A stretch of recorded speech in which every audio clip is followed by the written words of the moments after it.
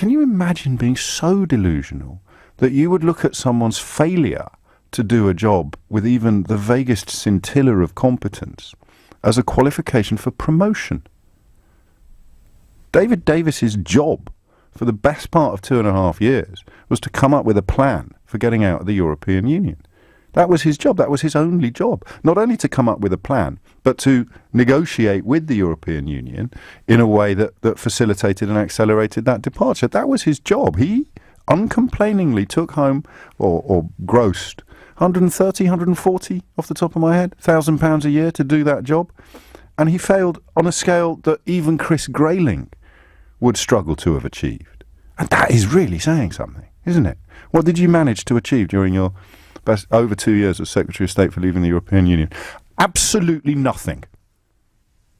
Okay, so what is the response of the ERG, the ludicrously named is it European Research Group, led by the mewling pencil that is Jacob Rees-Mogg? What is their response to someone failing to achieve absolutely anything while having responsibility for negotiating our departure for the Europe? Well, I think we should make him Prime Minister.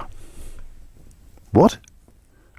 Laus Deo, praise the Lord. I think we should make him Prime Minister. Insert relatively irrelevant Latin phrase learnt by rote as a child to impress a doting grandparent and pass it off to the plebs as evidence of a deep intellect and a sound education. Cogito ergo sum. Really? So David Davis, who didn't even know that Germany isn't allowed to negotiate bilateral trade deals? David Davis, who didn't even know how the European Union worked, despite having dedicated his entire life to campaigning to leave it?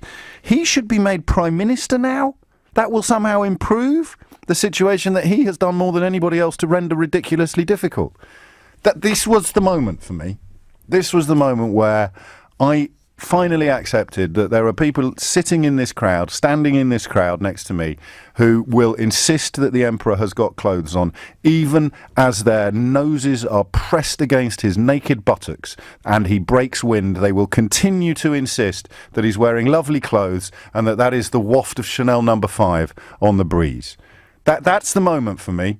Anybody with a functioning cerebral cortex, if that's the neurologically correct terminology, who looks at the current mess and thinks, I know what we need to do.